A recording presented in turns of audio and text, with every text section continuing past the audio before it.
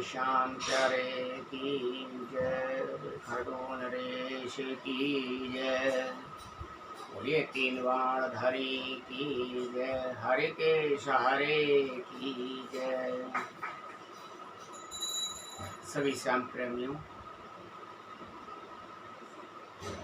मैं आपको एक वीडियो के माध्यम से कुछ विशेष जानकारी देना चाहता हूँ, क्योंकि जिस तरीके से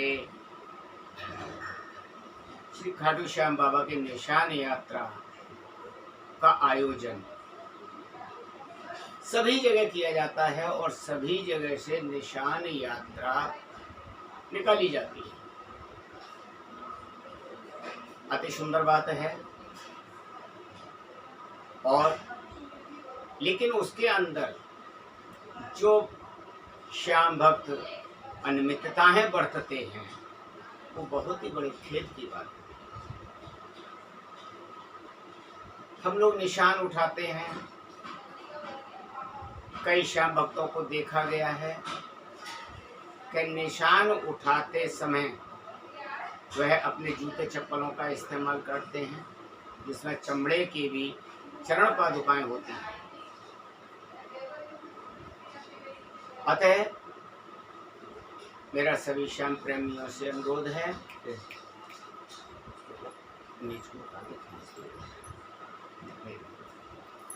जो भारी तो है,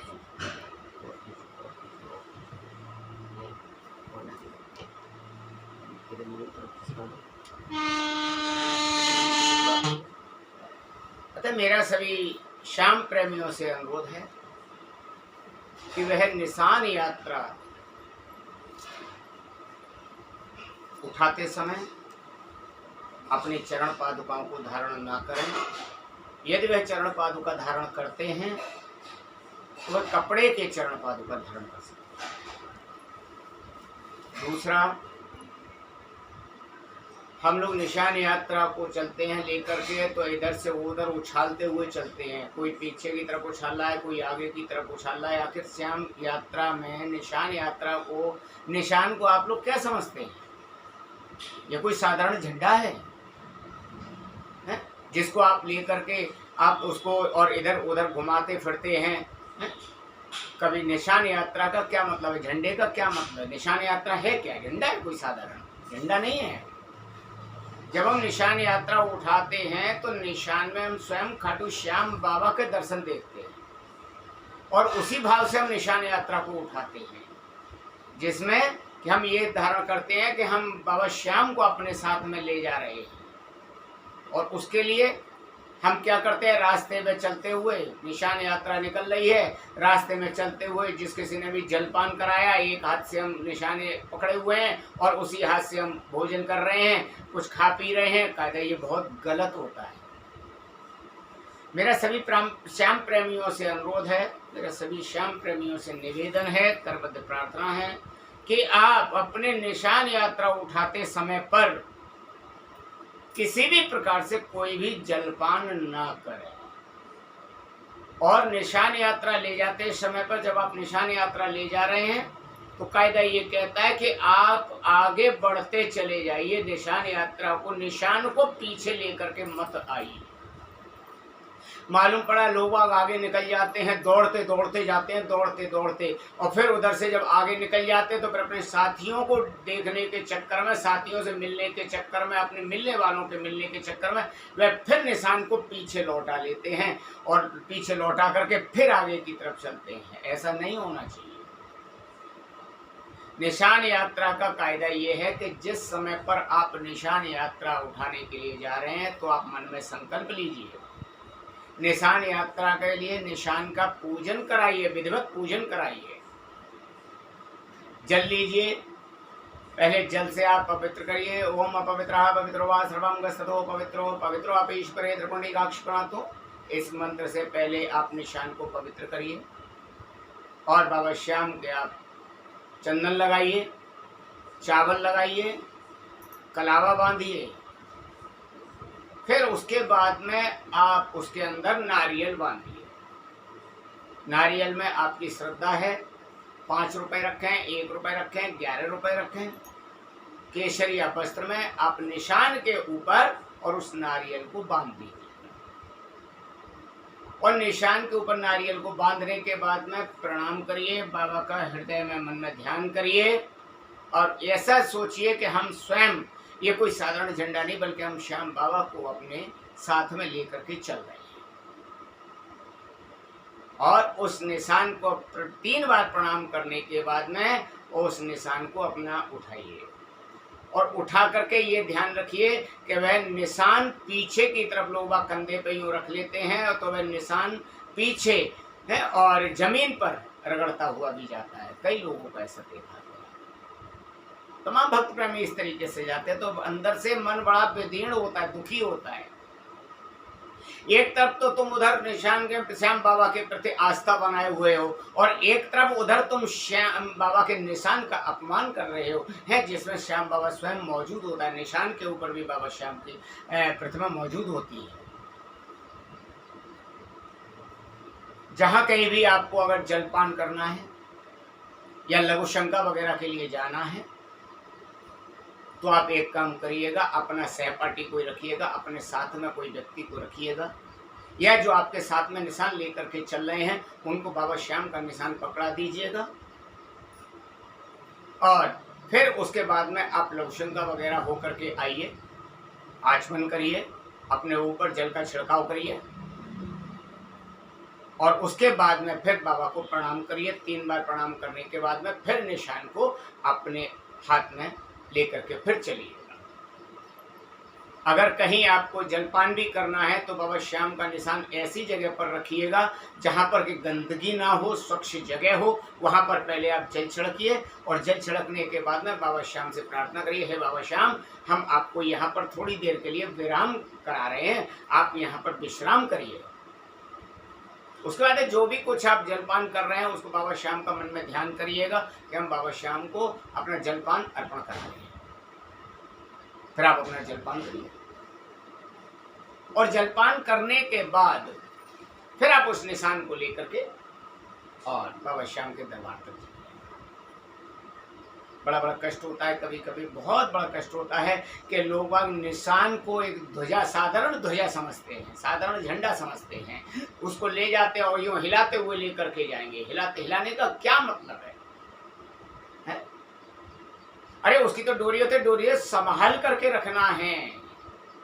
डोरी होती है उसके अंदर, डोरी हम लोग बांधते हैं, डोरी को संभाल करके हमको रखना है, डोरी से पकड़ करके हमको रखना है, नहीं तो वो तो मालूम है कि नीले घोड़े वाला है, वो तो दौड़ता हुआ जाता है, इसलिए उसको संभाल करके रखना है।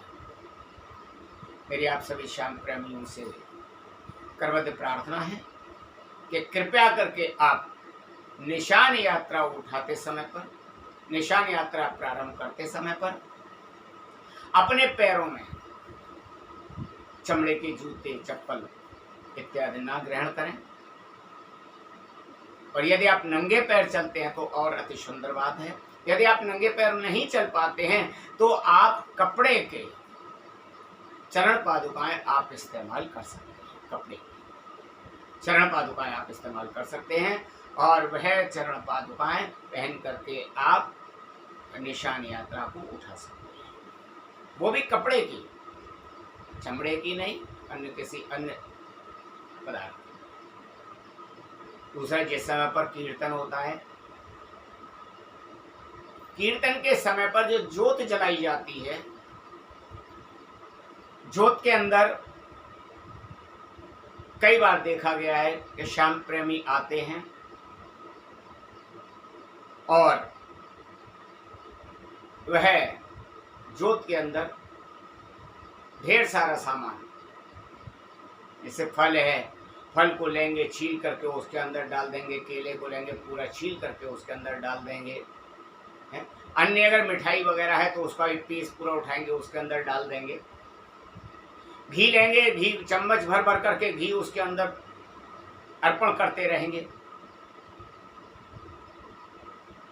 इत्र है, इत्र को भी अर्पण करते रहेंगे उसके अंदर। बीड़ा लेंगे, बीड़े को भी उसके अंदर अर्पण कर देंगे। बीड़ा किस समय पर दिया जाता है? बीड़े का क्या महत्व है?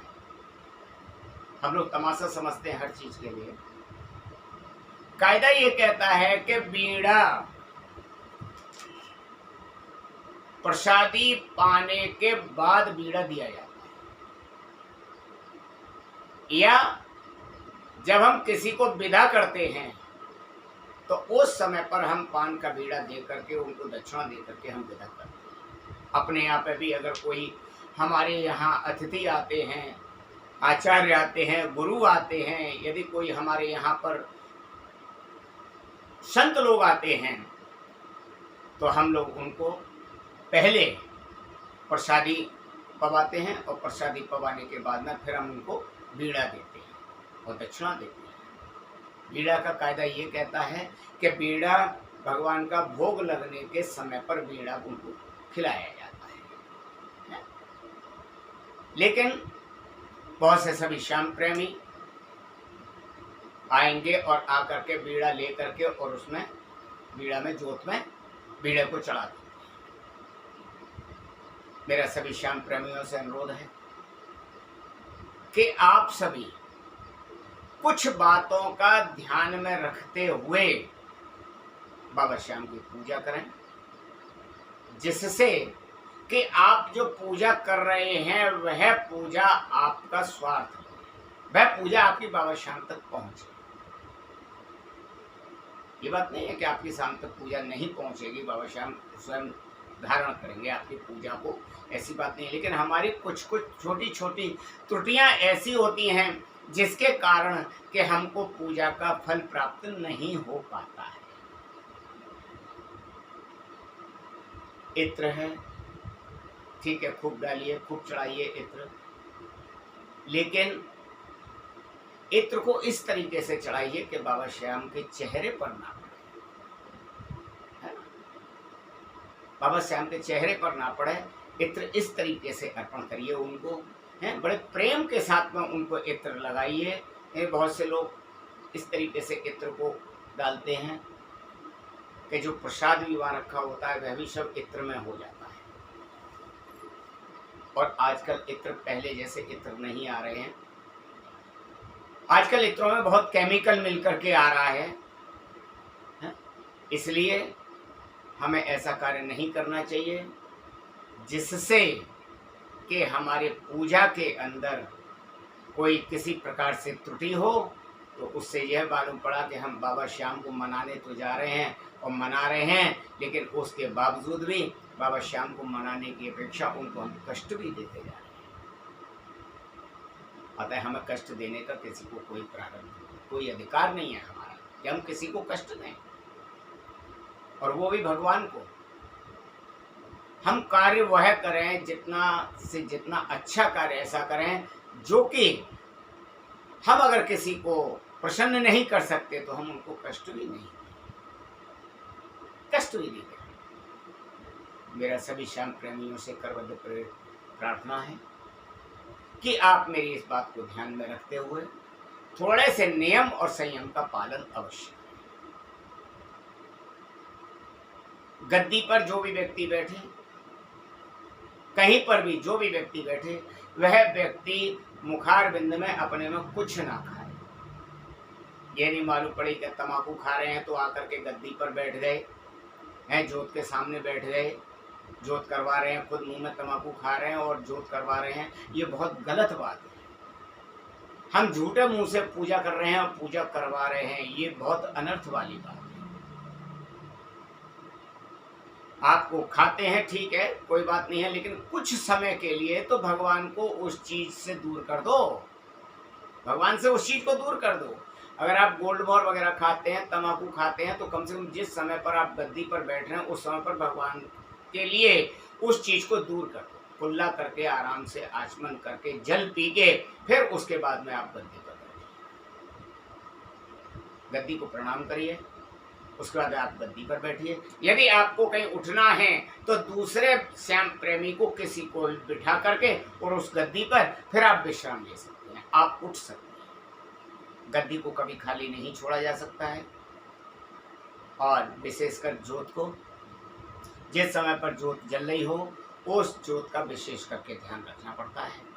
धीरे धीरे धीरे धीरे करके जोत के अंदर आप घी डालिए, मेवा डालिए, थोड़ा थोड़ा प्रसाद आप चढ़ाइए। जिस तरीके से आप स्वयं थोड़ा थोड़ा प्रसाद पाते हैं, छोटे छोटे गसे टुकड़े खाते हैं, उसी प्रकार से प्रभु को भी आप थोड़ा थोड़ा करके भोग लगाइए। हाँ, ये नहीं कि सारा आपने ले लिया, सब चीज़ें ले ली और लेकर के उसमें और भगवान को अर्पण कर दी है। भगवान का बहुत छोटा सा मुखारविंद है, आप इस बात को भी ध्यान रखिए। फल अगर आपको चढ़ाना है तो केले में से आप 4-5 टुकड़े कर लीजिए छोटे छोटे, और 4-5 बार उसको चढ़ा दीजिए, कोई बुराई वाली बात नहीं। बहुत से लोग क्या करते हैं, जोत के अंदर पुष्प चढ़ा देते हैं। जोत के अंदर पुष्प नहीं चढ़ाना चाहिए। बहुत से लोग जिस समय पर कीर्तन होता है उस समय पर नृत्य करते हैं, करो खूब करो, लेकिन वो क्या गलती करते हैं कि जो पुष्प लोगों के ऊपर चढ़ाए जाते हैं वो पुष्प पैरों में गिरते हैं और उन्हीं पुष्पों को उठा करके फिर वो ऊपर फेंकते हैं, तो मालूम पड़ती है वह बाबा के उसका नाम क्या है, शीश के ऊपर भी पुष्प आते हैं। और जो जोत जल रही है, दीपक जल रहा है, उस जोत और दीपक के अंदर भी वो जमीन के गिरे हुए पैरों के रुदे हुए पुष्प और हमारी जोत के अंदर आकर के गिरते हैं। कितनी असभ्यता वाली बात।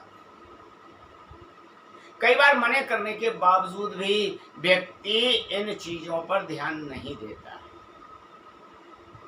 ठीक है ना, तो हो रहा है, कोई दिक्कत नहीं है, आपने पुष्प वृष्टि की है, फूलों की वर्षा की है कोई, लेकिन कम से कम इस बात को ध्यान रखो कि जो पुष्प आपने जमीन में से उठाए हैं उन पुष्पों को दोबारा से आप इस तरीके से उछाल रहे हैं और वही पुष्प वह जोत के अंदर आकर के गिरते हैं। कितनी गलत बात है।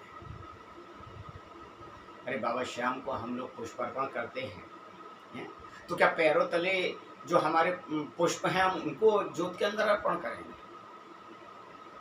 मेरे सभी श्याम प्रेमियों से अनुरोध है कि आप सभी मेरी इन बातों का थोड़ा सा ध्यान करते हुए आप अपने अंदर परिवर्तन लाएं और सभी अन्य श्याम प्रेमियों को भी इस बारे में बताएं कि अगर कोई व्यक्ति इस तरीके से गलती करता है तो उससे भी यह कहें कि भैया इस तरीके से गलती मत करो।